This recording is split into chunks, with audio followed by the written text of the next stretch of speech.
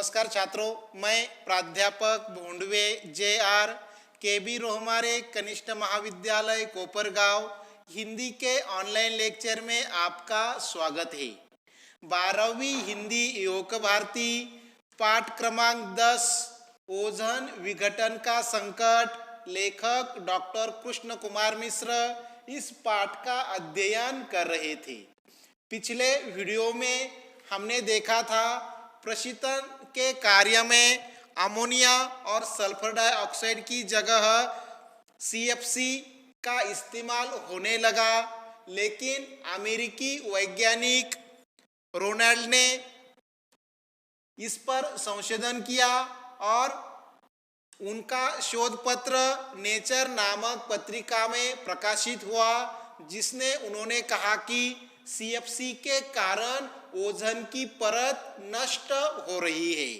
लेकिन बाद में इसी बात को ब्रिटिश सर्वे टीम ने दुजोरा दिया और कहा कि CFC के कारण ओजोन की परत नष्ट हो रही है। यहाँ तक कि दक्षिणी ध्रुव में बड़ा सा छेद भी हुआ है। यहाँ तक का अध्ययन हमने पिछले वीडियो में किया था। अब पन्ना क्रमांक 53 देखिए। सबसे पहले परिच्छेद का पठन करेंगे और उसके बाद विश्लेषण देखेंगे। किताब में अच्छी तरह से ध्यान दीजिए। CFC रसायन चूंकि हवा से हल्के होते हैं, अतः इस्तेमाल में आने के बाद मुक्त होकर यह सीधे वातावरण में ऊंचाई पर चले जाते हैं। वायुमंडल में ऊपर पहुंचने पर यह यौगिक पराबैंगनी किरणों के संपर्क में आते हैं, जहां इनका प्रकाश अपघटन होता है। फोटोलिसिस से क्लोरीन मुक्त मूलक पैदा होते हैं। क्लोरीन के यह मुक्त मूलक ओजोन से अभिक्रिया करके उसे ऑक्सीजन में बदल देते हैं। इस तरह ओजोन का ह्रास होने से ओजोन की परत धीरे धीरे छिपती जा रही है। छात्रों, यहाँ इस परिच्छेद में आए कठिन शब्द देखिए। अपघटन, इसका मतलब है समाप्त होना। छिजना, इस शब्द का अर्थ है नष्ट होना। छात्रों, अमेरिकी वैज्ञानिक FS रोनाल्ड ने कहा था CFC के कारण ओजोन की परत नष्ट हो रही है, और इस बात को ब्रिटिश सर्वे टीम ने भी सही साबित किया।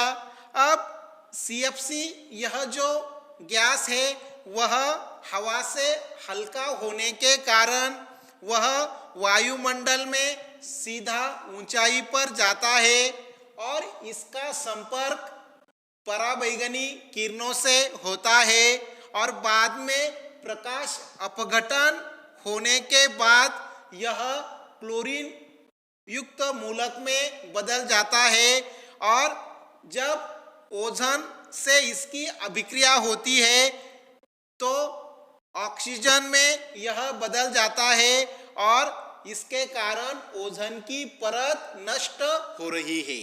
यानी कि ये जो CFC जो गैस है, यह इसका संपर्क पराबैंगनी किरण से होता है और इसके बाद अपघटन होकर ये जो ओजोन से अभिक्रिया करके ऑक्सीजन में बदल जाता है, जिसके कारण ओजोन की परत नष्ट हो रही है।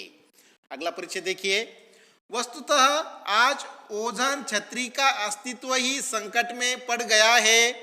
जिस CFC को हम निष्क्रिय समझते थे, वह इतनी सक्रिय है कि उससे निकला एक क्लोरीन मुक्त मूलक ओजोन गैस के 1,00,000 अणुओं को तोड़कर ऑक्सीजन में बदल देता है। ऐसा श्रृंखला अभिक्रिया के कारण होता है।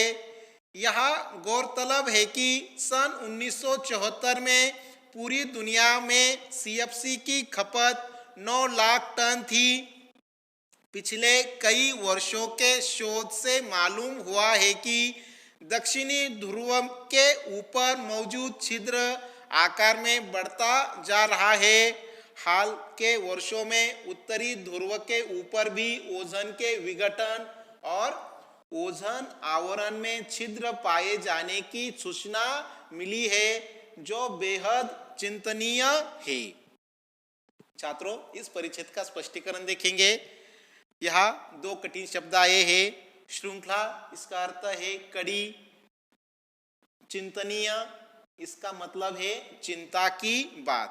अब देखिए, यहाँ लेखक आगे जानकारी देते हैं कि जिस सीएफसी को हम निष्क्रिय समझते थे, लेकिन वह इतना सक्रिय है कि एक क्लोरीन मुक्त मूलक ऑक्सीजन गैस के एक अणुओं को तोड़कर ऑक्सीजन में बदल देता है। अब यहाँ लेखक आगे जानकारी देते हैं, सन 1974 में पूरी दुनिया में 9 लाख टन सीएफसी की खपत थी। पिछले कई वर्षों में दक्षिणी ध्रुव में जो ओजोन की परत नष्ट हो रही थी और जो बड़ा सा छिद्र हुआ था, उसका जो आकार है वह दिनों दिन बढ़ रहा है।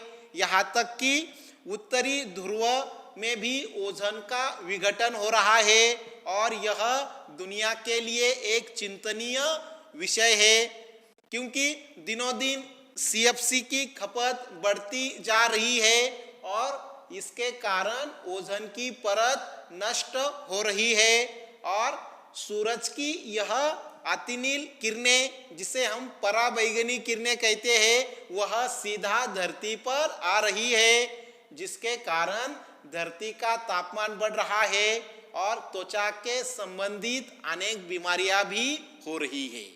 अगला परिच्छेद, ओजोन संकट पर विचार करने के लिए दुनिया के अनेक देशों की पहली बैठक 1985 में वियना में हुई। बाद में सितंबर 1987 में कनाडा के शहर मॉन्ट्रियल में बैठक हुई, जिसमें दुनिया के 48 देशों ने भाग लिया। इस बैठक में जिस मसूदे को अंतिम रूप दिया उसे मॉन्ट्रियल प्रोटोकॉल कहते हैं। इसके तहत यह प्रावधान रखा गया कि सन 1995 तक सभी देश सीएफसी की खपत में 50% की कटौती तथा 1997 तक 85% की कटौती करेंगे।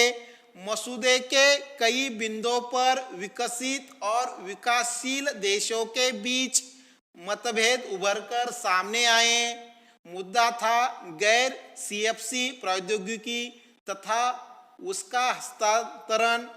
विकासशील देश चाहते थे कि इस पर आने वाला खर्च धनी देश वहन करे, क्योंकि ओजोन विघटन के लिए वे ही जिम्मेदार है। छात्रों, यहाँ इस परिच्छेद में आए कठिन शब्द देखिए। प्रावधान, इसका अर्थ है नियम या उसे हम व्यवस्था कहते हैं। अब देखिए, इस ओजोन संकट पर विचार करने के लिए पहली बैठक 1985 में वियना में हुई। इसके बाद सितंबर 1997 में कनाडा देश के मॉन्ट्रियल शहर में दूसरी बैठक हुई, जिसमें 48 देशों ने भाग लिया और यहाँ एक नियमावली तैयार की गई, जिसे मॉन्ट्रियल प्रोटोकॉल भी कहा जाता है। इसके तहत यह तय किया गया कि 1995 तक सीएफसी की खपत 50% की कटौती की जाएंगी और 1997 तक उसे और भी कम किया जाएगा। अब इस बैठक में विकासशील देश और विकसनशील देश, इन दो देशों में मतभेद हुए। विकसित देशों के कारण ही ओजोन की परत नष्ट हो रही है, इसलिए विकासशील देशों ने कहा कि जो भी खर्चा आएगा वह विकसित देश उठाएंगे। अगला परिच्छेद, सन 1990 के ताज़ा आंकड़ों के अनुसार पूरी दुनिया में सीएफसी की खपत 12 लाख टन तक पहुंच गई थी, जिसकी 30% हिस्सेदारी अकेले अमेरिका की थी। भारत का प्रतिशत मात्र 0.6 था। भारत की तुलना में अमेरिका की सीएफसी की खपत 50 गुना ज़्यादा थी। समस्या पर विचार करने के लिए लंदन में एक बैठक हुई, जहां नए प्रशीतनों की खोज और पुरानी तकनीक में विस्थापन के लिए एक कोष बनाने की मांग की गई। यहाँ विकासशील देशों के दबाव के चलते विकसित देशों को कई रियासतें देनी पड़ी। इसके अंतर्गत नई तकनीकों के हस्तांतरण में मदद के साथ साथ सीएफसी के विकल्प की खोज में दूसरे देशों को धन मुहैया कराना मुख्य है। समझौते के तहत यह व्यवस्था की गई कि सन 1910 तक विकासशील देश सीएफसी का इस्तेमाल एकदम बंद कर देंगे। इस दौरान विकसित देश नए प्रशिक्षकों की खोज में विकासशील देशों की आर्थिक मदद करेंगे। अब छात्रों, यहाँ लेखक आगे जानकारी देते हैं कि 1990 के आंकड़ों के अनुसार पूरी दुनिया में 12 लाख टन सीएफसी का इस्तेमाल हो रहा है, यानी कि दिनों दिन सीएफसी का इस्तेमाल बढ़ रहा है। अब ऐसे में 12 लाख टनों में से अकेले अमेरिका की हिस्सेदारी 30% थी। इससे हम अंदाजा लगा सकते हैं कि सीएफसी का अधिक से अधिक इस्तेमाल अमेरिका ही करता है और इसमें भारत देश की जो हिस्सेदारी है वह सिर्फ 0.6% थी। और अब इस समस्या पर विचार करने के लिए लंदन में फिर एक बैठक आयोजित की गई और उसमें तय किया गया कि ये जो सीएफसी है उसके लिए दूसरा विकल्प खोजा जाएगा और धीरे धीरे सीएफसी का जो इस्तेमाल है वह कम किया जाएगा। 2010 तक सीएफसी का इस्तेमाल एकदम बंद होगा। लेकिन आज खेद के साथ कहना पड़ता है कि सीएफसी का जो इस्तेमाल है वह दिनों दिन बढ़ रहा है और ओजोन की जो परत है वह दिनों दिन नष्ट हो रही है, उसे छेद पड़ रहा है। छात्रों, आज हम यही रुकते हैं। अगर आपको यह वीडियो अच्छा लगे आप लाइक और सब्सक्राइब करें। धन्यवाद।